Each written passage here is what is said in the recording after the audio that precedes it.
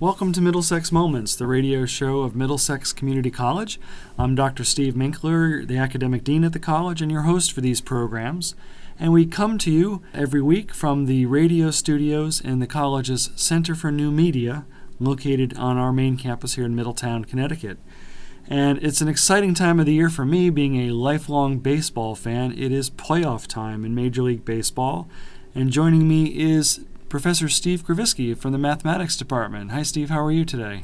I'm keeping busy, but doing okay, Steve. Thanks for having me. And the countdown toward the playoff games tonight has begun in my mind. Right. Well, and Steve also is a lifelong baseball fan, and he is a member of the Connecticut chapter of the Society for American Baseball Research. So you kind of bring together your personal passion for baseball, but also with your expertise as a mathematician. All seems to come together.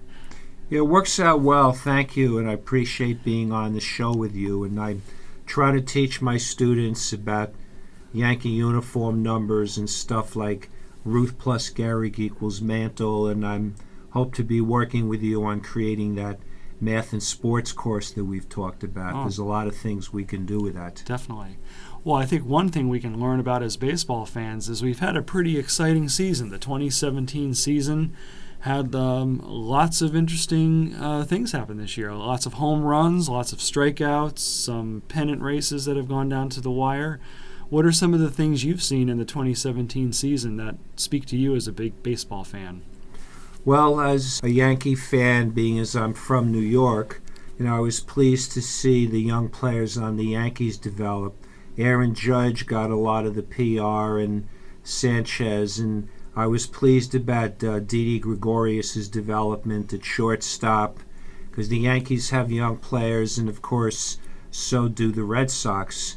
So I was hoping the Yankees would overtake the Red Sox, but I have to congratulate the Sox for hanging on, and both of our teams are in the playoffs. It was noteworthy that Giancarlo Stanton of Miami, I almost called them the Dolphins, I had to watch out for that, hit 59 home runs, and in his mind, he wanted to break what he considered Maris being the true record holder of having hit 61.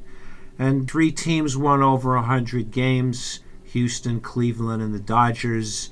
And also the games seem to have gotten longer and longer with all the challenges. And Chris Sale struck out over 300 batters. And I think the Postseason Awards are going to be interesting.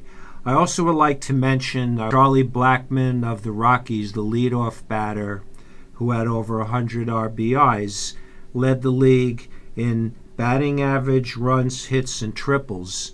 So I was looking last night at what other players have done that in Major League history since 1900, and not that many people have done it. Yeah, pretty incredible. Yeah, you're right. Yeah. And, I just full disclosure, you kind of alluded to this. I am a Red Sox fan, so those of you in the listening audience are probably evenly split between supporting Steve Krevisky and myself. Maybe there's a few Mets fans out there, too, and they had a rather disappointing season, didn't they, the Mets? Yes, there are a number of Met fans out there, and I know they had high hopes this year with, the pitching staff with Syndergaard, DeGrom, Harvey, and Matz, and other players, but a lot of the pitchers were injured, and then the Mets traded Bruce and Granderson at the trading deadline. David Wright was out all year with that spinal stenosis, among other things, so it's been disappointing for the Mets. Sure. Well, you're listening to the special Major League Baseball Playoff Preview edition of Middlesex Moments, coming to you from Middlesex Community College. And after the break, I'll be back with Steve Krevisky and more to recap the 2017 season and looking forward to potential World Series matchups. We'll be right back. Welcome back to Middlesex Moments, the radio show from Middlesex Community College. I'm Steve Minkler, your host, and I'm here today with Steve Krevisky, math professor and lifelong baseball fan, and you're listening to the Major League Baseball Playoff Preview edition of Middlesex Moments. As you may know, we pre-record this program, so we are today recording this show knowing who the wild card entrants are, but we don't know who's won any divisions or anything like that at this point. So earlier, before the break, recapping the 2017 season, talking about a lot of the fantastic records that have been had this year. And Steve, you were talking about potential for the postseason awards, put things like Cy Young Award for the best pitcher, most valuable player, and so on. Do you have any comments on who you think might progress in the running for some of these postseason awards? Well, thank you, Steve. I appreciate the question. I think in terms of AL MVP, you have Aaron Judge, you have Jose Altuve of the Astros. I think you also have to think about Jose Ramirez of the Indians, who made the All-Star team.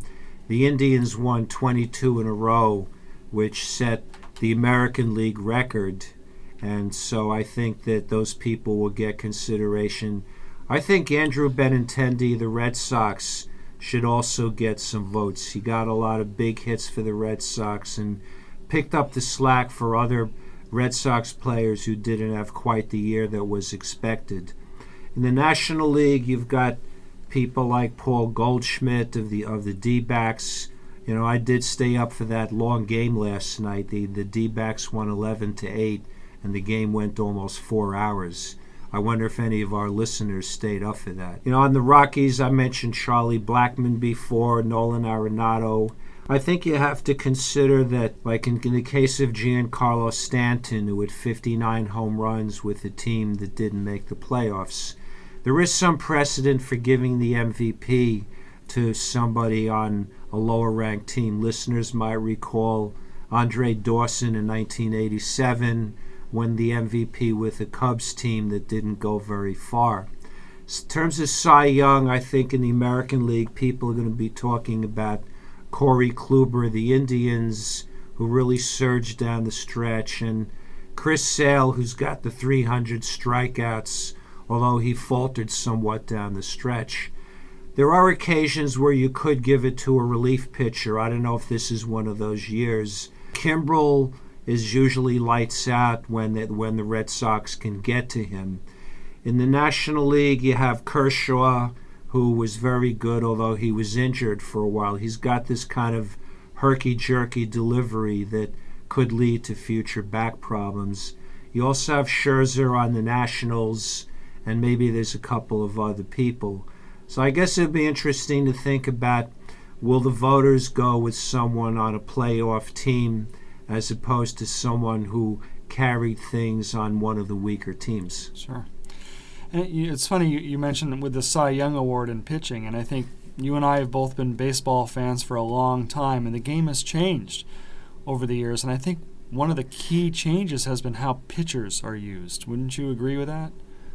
Yeah, that's a good point. And when we were growing up, you know, people like Koufax, Marichal, Gibson, you know, were perennial 20-game winners, and they'd pitch maybe 30 complete games. Even into the 70s, you know, Wilbur Wood, Catfish Hunter did the same. Now you're lucky if you get 10 complete games from your whole pitching staff. So it was interesting thinking about the wild card game with the Yankees and Twins. Severino, who was the Yankees ace most of the year, gave up 3 runs in the first inning. Girardi pulled him right away and went to Chad Green. Now, I'm inclined to feel, and I have some insight because I manage the Yankees in a fantasy league, that I think the decision to take out the pitcher is one of your most important decisions. I felt at times this year that Girardi left in his starters too long, especially Tanaka and sometimes Gray. So I think in a playoff game, you have to be able to bring in somebody early on to keep yourself in the game. An example of what you're talking about, Steve, is last year in the World Series, Terry Francona, formerly the Red Sox manager, would bring in Andrew Miller as early as the 6th inning because the game could be on the line at that point as opposed to the 9th inning.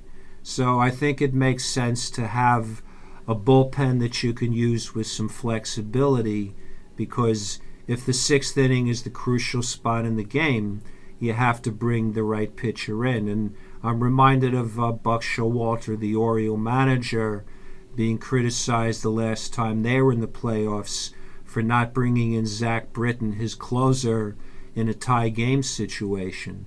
So I think the thinking has evolved in particular about that perspective, that if there's a critical situation, let's say for the Red Sox in the 8th and 9th inning, then you might want to bring in Kimbrel even if it's not a closing situation. Yeah, I guess the expression is that a good bullpen helps shorten the game. Yes. Right, because if you have a good bullpen, you're not likely to get much hits or many walks off of them, so the game does get shortened to 5 or 6 innings, quality innings.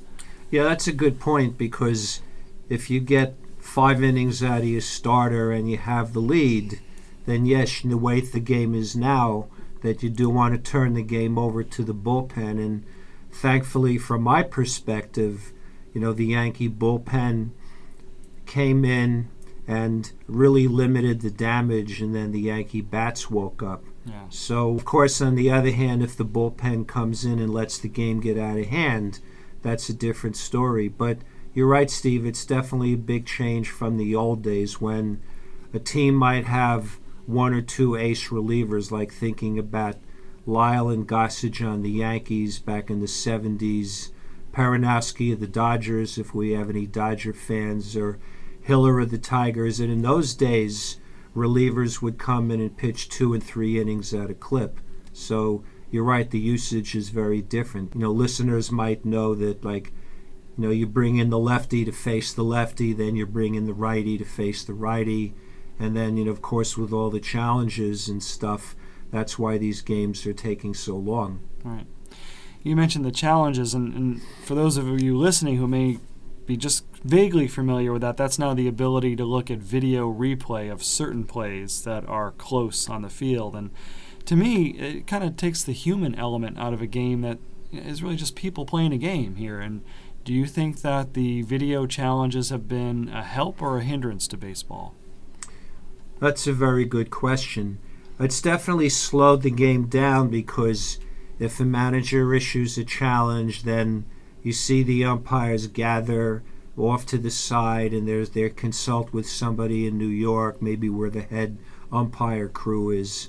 And while on the one hand you want to get the call right, on the other hand it does slow the game down. And I think most of the time the umpire does make the right call in terms of how you see it with your eyes. But since once in a while they do miss a call, I can see why they'd want a challenge. But I wonder if they should think about doing something like what football does. If the coach challenges in football and if they don't get what they wanted, then they lose a timeout. Mm-hmm. So I wonder if baseball should consider that, because in baseball there's no penalty for a challenge. Right. You don't lose anything by doing it. It does slow things down, coupled with the fact that if there's a long challenge, then what happens to the pitcher who could lose their edge, among other things. Right.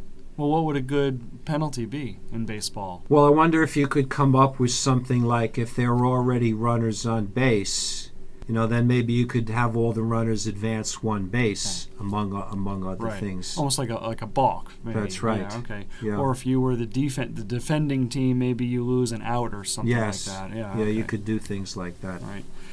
So, other highlights from 2017 is we had, you mentioned earlier, the Cleveland Indians streak. We had a couple of long streaks. They had one. The Dodgers were way ahead of everybody for a long time, then had a long losing streak. That's right. So 2 pretty interesting developments this season. Yeah, the Indians, who were in the World Series last year against the Cubs, got off to a slow start. And even by mid-season, the Twins were on their heels. The Royals were there for a while.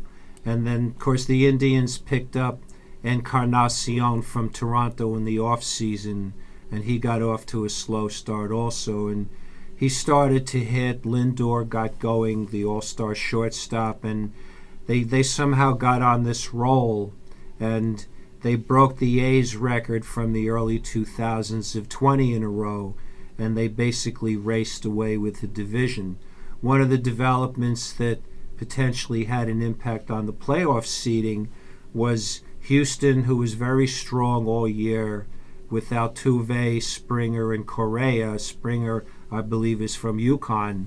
Then Houston and Cleveland were duking it out for best record in the American League because, as the listeners may know, the team that wins the most games in the league gets home field advantage in the playoffs. So the Indians nosed out the Astros by just one game. Now, of course, there's a matter of, does the so-called best team win? Because the 2001 Mariners, when Ichiro was a rookie, won 116, but they didn't even make the World Series.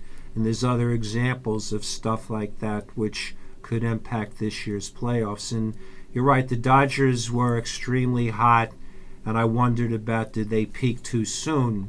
Because then they underwent a real cold stretch. I mean, they had such a huge lead that the D-backs weren't going to catch them, but it does make you wonder about, are you entering the playoffs hopefully with some momentum? Right. Well, again, you're listening to Middlesex Moments from Middlesex Community College, and after the break, Steve Krevisky and I will be back with our baseball playoff predictions. Stay tuned. Welcome back to Middlesex Moments and our Major League Baseball playoff preview show.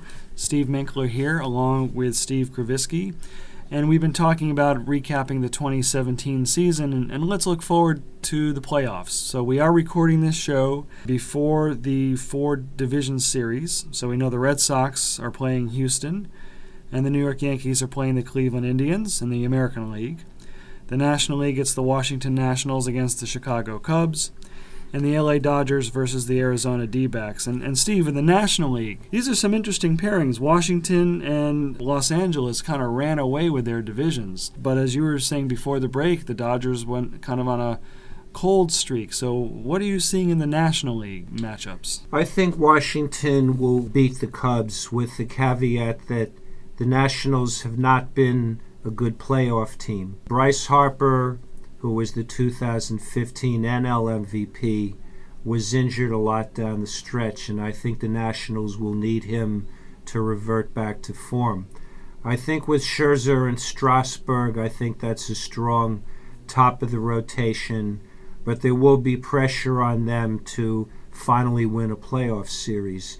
The Cubs are the defending champs, but they got off to a slow start. There was some challenge a little bit from Milwaukee and St. Louis, but the Cubs held them off. Yeah, you got to love the manager Joe Maddon, too, and what he's been able to do with that team. Well, Maddon is an interesting case because last year in the World Series, I thought he overused Chapman, and he took out Hendrick, I thought, too soon in the 7th game. And I think the rain delay really helped because otherwise Cleveland might have won. So I think Maddon could do some unpredictable things, which I think is a plus for a manager to think out of the box. But I think Washington wins that series. Okay. Now, with the other matchup, I think there's the potential for upset. A lot of people will probably favor the Dodgers, and of course, they have home field advantage throughout the NL playoffs if they move on. But I've got a hunch about the D-backs.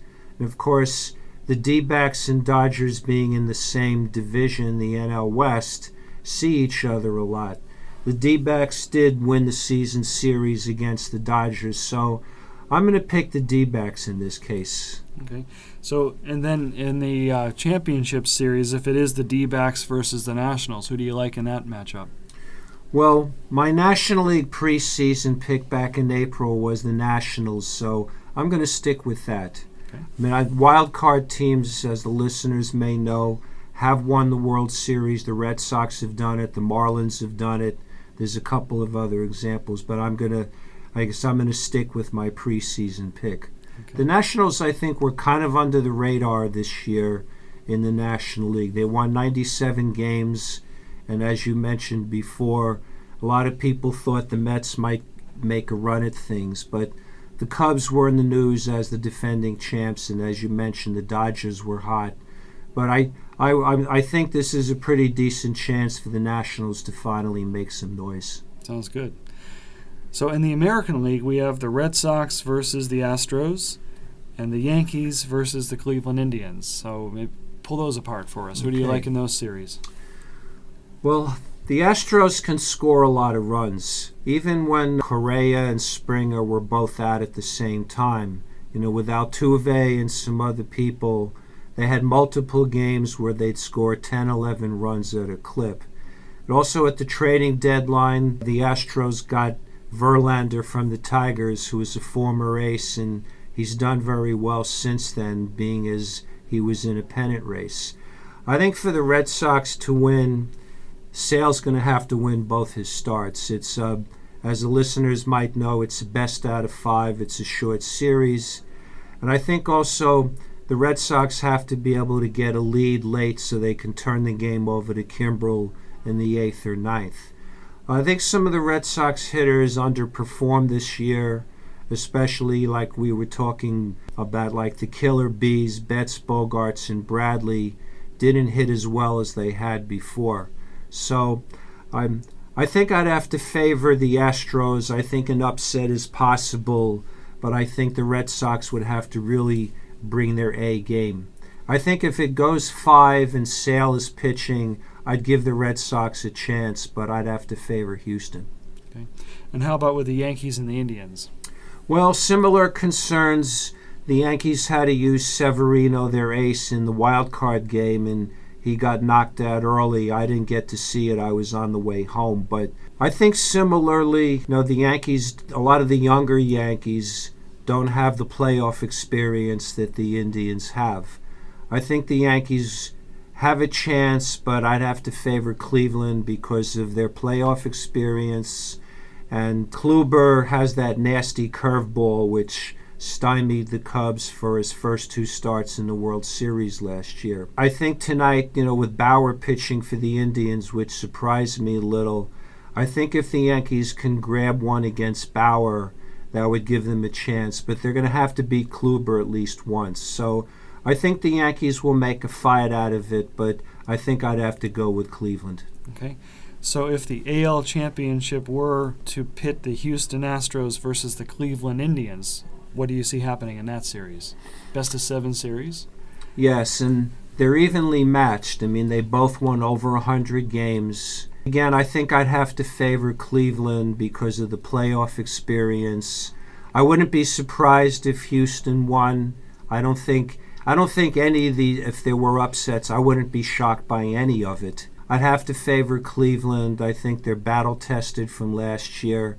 Houston's on the rise after years of losing 100 games, and I actually would like to see Altuve win the MVP and get some recognition. He won the batting title. He batted around .350. He's a good all-around player, and he's starting to get some recognition, like that TV commercial where he's like flying around all over the place. Right. I could see that going 7. So if in that case you follow it all the way through, it sounds like you're predicting a Washington Nationals versus Cleveland Indians World Series. Who takes home the crown? Well, the Washington Nationals, haven't even been to the World Series. There's definitely some talent on the Nationals, but I think this is the year Cleveland breaks its jinx. They haven't won since 1948, before any of us were born. Although I've read a lot about that 48 team. And 48 is when they beat the Red Sox in a 1-game playoff, yes, right? that's to win right. The AL pennant.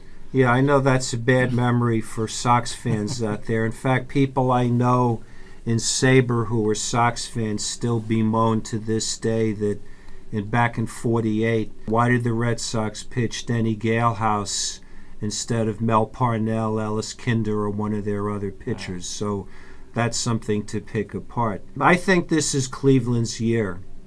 Because if they don't win, they're going to have the monkey on their back for a long time to come. I think the playoff experience is going to help Cleveland. Also, Kluber could pitch 3 games if they need it. And as what you mentioned before, Steve, about the bullpen, one of the things that was noteworthy about that streak was that Andrew Miller was injured for a good part of that streak. And the way Francona can use him as early as the 5th or 6th innings, sort of like what Girardi did with Robertson on Tuesday to bring him in early. I think that's a factor that I think will help Cleveland. So my opinion is Cleveland takes the bacon this year. All right.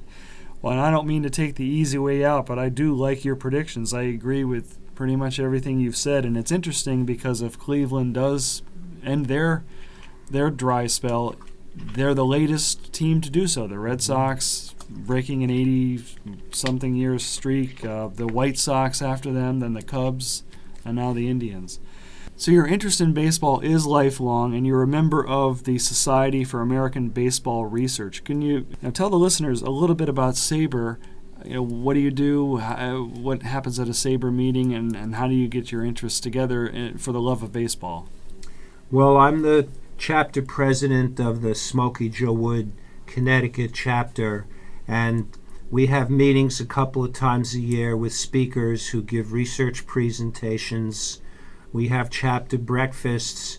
We had an event at the Maddon Museum in Waterbury to commemorate the Yankee Red Sox exhibit that was put on that's still ongoing into November about the rivalry, so I was on the panel about that.